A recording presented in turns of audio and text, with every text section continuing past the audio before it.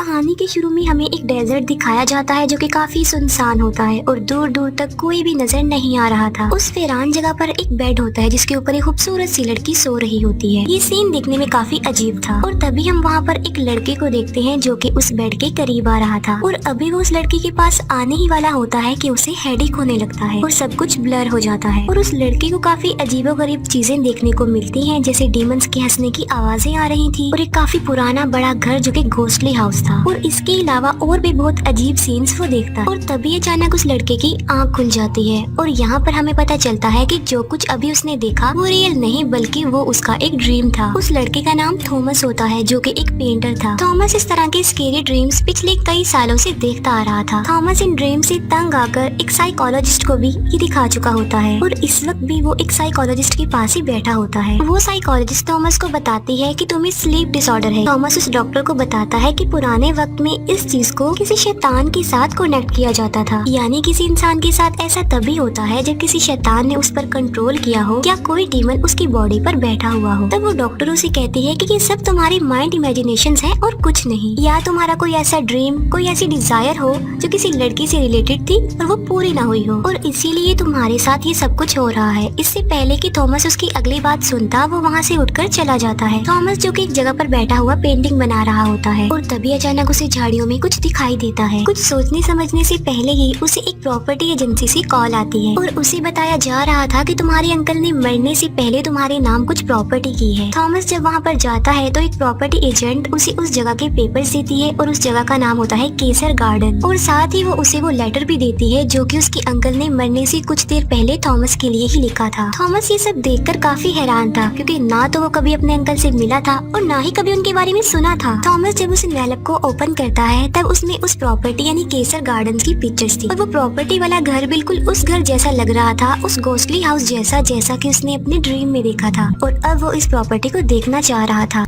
Thomas वहाँ से चला जाता है और अपने घर में आ जाता है और घर आकर वो अपने अंकल का वो लेटर पढ़ता है। उस लेटर में लिखा हुआ था कि मुझे काफी दुख है कि मैं तुमसे कभी भी नहीं मिल पाया हूँ और हमारे ना मिलने के पीछे रीजन मेरी मदर और ग्रैंड मदर है, लेकिन शायद उन्होंने भी बिल्कुल ठीक किया क्योंकि हमारी फैमिली सदियों से केसर गार्डन से कनेक्ट है और दुख की बात ये है कि केसर गार्डन के मेल्स कर्स्ड हैं। उस लेटर में इस बात का तो जिक्र नहीं होता कि वो कर्स्ड किस किस्म का था और कुछ रूल्स हैं जिन्हें फॉलो करना तुम्हें जरूरी होगा और क्योंकि तुम केसर ब्लड लाइन हो तो तुम वहाँ के किसी भी डोर को ओपन कर सकते हो, वो भी अपने ब्लड के साथ। और उसे वार्निंग देते हुए लिखा होता है कि एक जगह ऐसी भी है जहाँ तुमने नहीं जाना है और वो बेसमेंट है। तुम्हें मेरी बात का बिलीव करना होगा और वो जगह तुम्हारे फायदे के लिए ही बंद की गई है। थॉमस केसर गार्डन जाता है। अब क्योंकि उसके पास कीज नहीं थी तो वो डोर तोड़कर अंदर चला जाता है। वो घर काफी क्रीपी लुक दे रहा था और काफी पुराना था और वहाँ पर जगह जगह पर स्कल्स और डमीज थी जो कि काफी डरावनी नजर आ रही थी।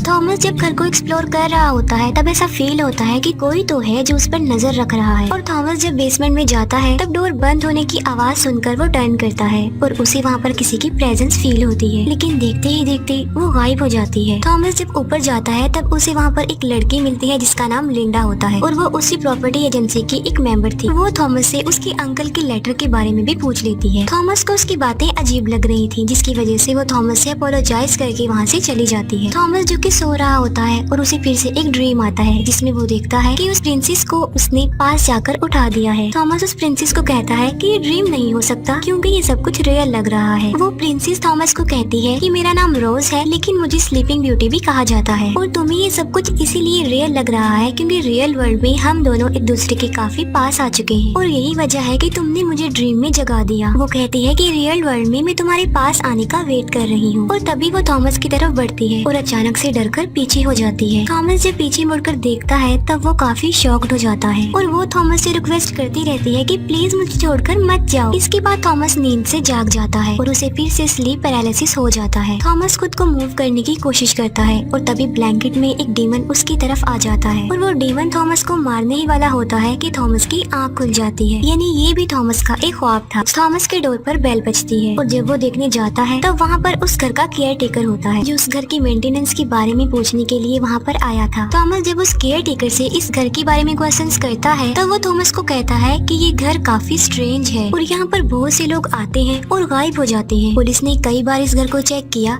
लेकिन उन्हें कुछ भी नहीं मिल पाया। उस आदमी के जाने के बाद थॉमस फिर से घर को एक्सप्लोर करता है। थॉमस को बेसमेंट में एक एंशिएंट डोर मिलता है जिसे ओपन करने की थॉमस काफी कोशिश करता है लेकिन वो दरवाजा उससे नहीं खुल पाता। केसर गार्डन के बारे में और जानने के लिए थॉमस उस जगह के एडमिन ऑफिस में जाता है। पेपर्स को चेक करते हुए थॉमस को एक पेज मिलता है जिस पर कुछ लिखा हुआ था जो कि थॉमस को समझ नहीं आ रहा था। जो कुछ उस पेज पर लिखा था थॉमस उसे अंडरस्टैंड करने की कोशिश कर रहा होता है कि अचानक से उसके स्टमक में पेन होने लगता है और उसे अटैक हो जाता है। थॉमस घबराया होता है, कांप रहा होता है और उसे उसके ड्रीम की वही सीन्स नजर आने लगते हैं। और फिर अचानक से देखते ही देखते थॉमस नॉर्मल हो जाता है। थॉमस लिंडा के पास होता है और वो कहता है कि इस पेज पर जो लिखा है वो तुम्हारी हैंडराइटिंग से मैच हो रहा है, तो अगर तुम उस घर के बारे में कुछ जानती हो तो प्लीज मुझे बता दो। तब लिंडा कहती है कि मेरा भाई वहाँ उस घर में गया था लेकिन अभी तक वो वापस नहीं आया और गायब हो गया। और ऑलमोस्ट 50+ लोग केसर गार्डन में गए हैं लेकिन बचकर वापस नहीं आए, ना ही उनका कुछ पता चला कि वो कहाँ चले गए। थॉमस लिंडा को कहता है कि मैं तुम्हारी हेल्प लेना चाहता हूँ। अभी वो दोनों बातें कर ही रहे होते हैं कि थॉमस को फिर से अटैक हो जाता है। लिंडा थॉमस को हॉस्पिटल ले जाती है और डॉक्टर बताता है कि थॉमस को पैनिक अटैक हुआ है। थॉमस को फिर से एक ख्वाब आता है जिसमें वो फिर से प्रिंसेस रोज से मिलता है। रोज उसे बताती है कि तुम ही वो पर्सन हो जिसके साथ में कर्स्ड हूँ और वो एक डीमन के बारे में थॉमस को बताती है जिसने रोज को वो कर्स दिया। वो थॉमस को कहती है कि जब तक ये कर्स रहेगा रियल वर्ल्ड में हम कभी भी नहीं मिल पाएंगे। रोज थॉमस को एक हिंट देती है कि तुम्हारी ब्लड लाइन ही वो चीज है जो मुझे जगा देगी और उस घर के सारे डोर्स ओपन कर देगी। वो कहती है कि तुम्हारे जागने का वक्त आ गया है और अब तुम्हें जाग जाना चाहिए और ये कहकर वो गायब हो जाती है। लिंडा थॉमस को बताती है कि तुम्हें पैनिक अटैक हुआ था लेकिन अजीब बात तो ये है कि जब मैं तुम्हें उस प्रॉपर्टी में लेकर गई थी तो तुम बिल्कुल नॉर्मल हो गए थे। लिंडा थॉमस को अपने भाई की पिक्चर्स दिखाते हुए कहती है कि वो अपनी फ्रेंड के साथ एक डेयर पूरा करने के लिए यहाँ पर आया था लेकिन तब के बाद उसका कुछ पता नहीं चल सका, वो तब से मिसिंग है और मैं अपने भाई को ढूंढने इस जगह पर आई हूँ। बताती है कि केसर्स फैमिली की डेथ की हिस्ट्री काफी अजीब है। केसर्स फैमिली की मेल सुसाइड और एक्सीडेंट से ही मरे हैं और इससे भी ज्यादा हैरान कर देने वाली बात ये है कि हमेशा मेल्स की डेथ का ही सुनने में आता है।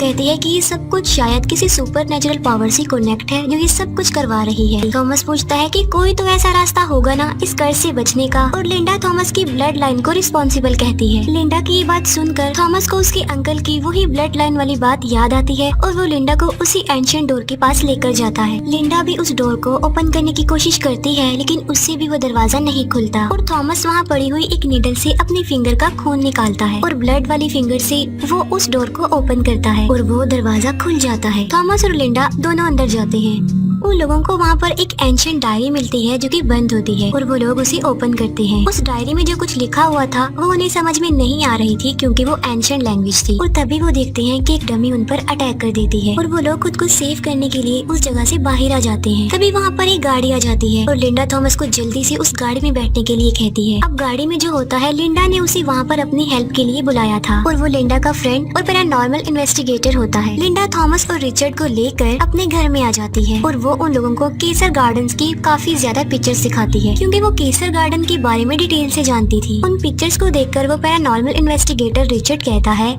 कि इन स्पिरिट्स को लोग आमतौर पर डीमन या डेविल्स कहते हैं और कुछ इंसान इन पर बिलीव करते हैं और कुछ नहीं करते और असल में ये हमारे आसपास ही रहते हैं। रिचर्ड थॉमस को कहता है कि तुम केसर गार्डन से लिंक्ड हो, इसी वजह से वो किसी भी शक्ल में तुम्हारे सामने आ सकते हैं। लिंडा रिचर्ड को बताती है कि थॉमस उस प्रॉपर्टी से कनेक्टेड है, तो अगर वो ज्यादा अरसा उस प्रॉपर्टी से दूर रहेगा तो वो मारा जाएगा। थॉमस रिचर्ड की बातों को अजीब समझते हुए वहाँ से बाहर चला जाता है और वो अकेला ही उस एंशिएंट डायरी को देखने लगता है। एक पिक्चर देखकर थॉमस को कुछ याद आता है और वो वापस लिंडा और रिचर्ड के पास आता है। वो कहता है कि मैं उस प्रॉपर्टी से कनेक्टेड नहीं हूँ बल्कि मैं प्रिंसेस रोज से कनेक्टेड हूँ और वो उन लोगों को अपने ड्रीम्स और प्रिंसेस रोज की बातें बता देता है। वो रोज और उसकी कन्वर्सेशन के बारे में बताता है और कहता है कि जब मैं फर्स्ट टाइम इस प्रॉपर्टी में आया था तब उसने पहली बार आंखें खोली। थॉमस कहता है कि अगर हम प्रिंसेस रोज को ढूंढ लें और उसे जगा दें तो उस स्पेल के साथ साथ वो कर्स भी खत्म हो जाएगा। रिचर्ड कहता है कि मुझे इस एंशिएंट डायरी की राइटिंग और उसकी लैंग्वेज समझ में नहीं आ रही है और इसको अंडरस्टैंड करने के लिए हमें लिंडा के फ्रेंड के पास जाना चाहिए और वो लोग लिंडा के फ्रेंड के पास जाते हैं। असल में लिंडा के फ्रेंड के पास एक सॉफ्टवेयर था जिसकी हेल्प लेकर वो किसी भी लैंग्वेज को अपनी लैंग्वेज में कन्वर्ट कर सकता था। उस बिल्डिंग का केयर टेकर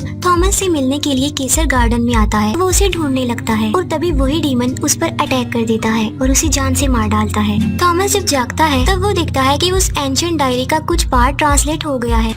लिंडा उसे पढ़ते हुए थॉमस को बताती है कि ये तुम्हारे अंकल ने लिखा है, जिसमें उन्होंने लिखा था कि मैं अपनी फैमिली को एक ऐसे ट्रबल में डाल रहा हूँ जिससे शायद वो कभी भी वापस ना आ सके, क्योंकि मैं एक ब्राइड को एक डेविल के सामने सेक्रीफाइस करने के लिए जा रहा हूँ। थॉमस पूछता है कि इसका क्या मतलब है। तब रिचर्ड उसे बताता है कि तुम्हारे अंकल का कनेक्शन उस डीमन और उस ब्राइड से था। वो डायरी और ट्रांसलेट होती है तो उन्हें पता चलता है कि प्रिंसेस रोज एक ऐसी प्रिंसेस थी जो कि अपनी ब्यूटी की वजह से जानी जाती थी, जिसे एक डीमन ने पोजेस करके कर दिया और एक नीडल लगने की वजह से वो एक इमोर्टल नींद में सो गई। और रोज को शैतान ने अभी भी कैद किया हुआ है, और अगर वाकई ये बात सच है तो रोज अभी जिंदा है। थॉमस को काफी देर हो गई थी कि वो अपनी प्रॉपर्टी से दूर था और उसे पैनिक अटैक आ जाता है। तब लिंडा और रिचर्ड उसे लेकर वापस केसर गार्डन में आ जाते हैं। घर पहुँचने पर उन्हें पता चलता है कि उस बिल्डिंग का केयर टेकर अब मर चुका है। थॉमस लिंडा और रिचर्ड को लेकर दोबारा से बेसमेंट में जाता है और फिर से अपने ब्लड से वो डोर ओपन करता है। अंदर एक टनल होती है जिसकी डोर को वो ओपन करते हैं। आगे जाकर एक शैतान उन पर अटैक कर देता है, लेकिन रिचर्ड मैजिकल वर्ड्स बोलता है और वो शैतान चला जाता है। और अब वो लोग उस जगह पर पहुंच चुके थे जहां पर उन्होंने आना था, और वो उसी डीमन को देखते हैं। लिंडा और रिचर्ड थॉमस को कहते हैं कि हम उस शैतान को डिस्ट्रैक्ट करेंगे और इसी दौरान तुम जाकर प्रिंसेस रोज को जगा देना। और वो ऐसा ही करते हैं और थॉमस उस रूम में जाता है जहाँ पर प्रिंसेस रोज को कैद किया हुआ था। थॉमस प्रिंसेस रोज के पास आता है, लेकिन वो फिर भी नहीं उठती। और तभी थॉमस को अपनी ब्लड लाइन याद आती है और थॉमस अपने होंठों से ब्लड निकाल कर रोज को उठाता है और इस बार रोज उठ जाती है। रोज को होश में लाने पर वो थॉमस का थैंक्स करती है और आंखें बंद करके थॉमस के पास आती है, लेकिन जब वो अपनी आईज खोलती है तब उसकी आंखें बिल्कुल ब्लैक हो गई थी। यहाँ पर एक बड़ा राज खुलता है और वो ये होता है कि प्रिंसेस रोज अब कोई प्रिंसेस नहीं रही, बल्कि वो भी एक डीमन बन चुकी है। वो डिमोनिक आवाज में बोलते हुए थॉमस को कहती है कि तुमने मुझे जगा तो दिया है, लेकिन अब तुम्हारा खेल खत्म हो गया है। और वो अपनी फिंगर से थॉमस पर मैजिक कर देती है और वो दीवार के साथ जाकर टकराता है।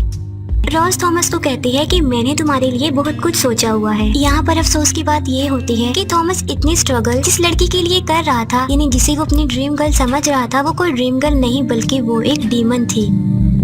रोज को बाहर उसी डीमन की आवाज आती है और वो उस डीमन को मार डालती है और उसका दिल निकाल लेती है। थॉमस इंजर्ड था और वो बाहर आता है और कहता है कि रोज एक डीमन है, उसे मार दिया जाए। लिंडा रोज को स्टैब करने लगती है तो रोज उसका गला पकड़ लेती है और वो ऑलमोस्ट उसे जान से मारने ही वाली होती है, लेकिन नहीं मारती, वो उसे छोड़ देती है। रोज उन्हें टॉन्ट करवाते हुए कहती है कि मैं नहीं चाहती कि तुम इतनी जल्दी मर जाओ, क्योंकि मैं तुम्हें वो सब कुछ दिखाना चाहती हूँ जो मैं करने वाली हूँ। तभी रोज थॉमस को देखते हुए एक लंबा सांस लेती है और ब्लैक स्मोक उन दोनों को उड़ाकर वहाँ से ले जाता है। फिर हम लिंडा के फ्रेंड को देखते हैं जो कि उस डायरी को अपनी लैंग्वेज में कन्वर्ट करके पढ़ रहा होता है और यहाँ पर उसे केसर फैमिली के कर्स का पता चल जाता है। असल में केसर फैमिली के मेल्स का जो ब्लड है वो डीमन को बहुत पसंद होता है, यानी डीमन सिर्फ केसर मेल का ही ब्लड पी सकते हैं। और केसर फैमिली के मेंबर्स की पहचान ऐसी होती है कि पहले उन्हें स्केरी ड्रीम्स आते हैं, फिर उन्हें डीमंस की आवाजें सुनाई देती हैं और पैनिक अटैक्स होते हैं, और वो सब कुछ जो थॉमस के साथ भी हो रहा था। और केसर मेल को इस बात का ख्याल रखना है कि वो कभी भी किसी डीमन से कनेक्ट ना हो। और उसमें ये भी लिखा होता है कि डीमन इस कर्स को कयामत लाने के लिए भी इस्तेमाल करेंगे, यानी जब इस दुनिया का दी एंड हो जाएगा। फिर हम देखते हैं कि रोज थॉमस को लेकर